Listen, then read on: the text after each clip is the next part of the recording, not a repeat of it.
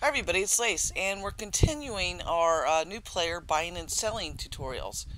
Some POTs, guilds, or even people have common land where they've set up many vendors in one location, and they're for their town residents or their guildies like I'm showing you here. So networking as a new player is very important because they will likely let you use these vendors for free if you're part of their guild or living in their POT. Additionally, some players will quote unquote rent the vendor to you. What that means is that they say, okay, you're going to pay me X amount of gold.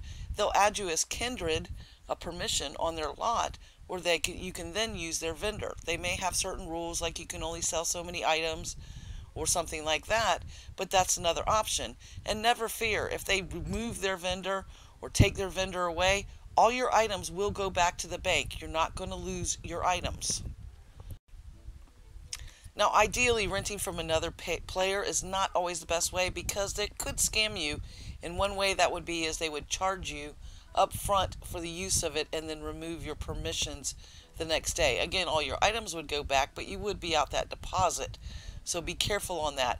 Secondly, they could try to rent you out one with a commission. So you'd be paying for the vendor and then paying the commission on top of it. So be careful there. It's best to just find some friends that have a vendor with some space and use that until you can secure your own home and your own vendor. So let's say you've made some friends and you've listed some items for sale. And you can't remember where you put a certain item because somebody asked you about it and you're like, what vendor did I put it on? Well, I can click this little settings thing and say locate player vendor items.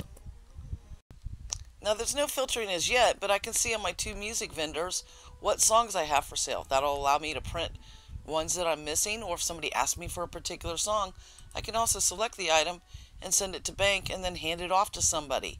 So that's just a little tip for managing your inventory on your vendors. Take care everybody, happy hunting, and be safe.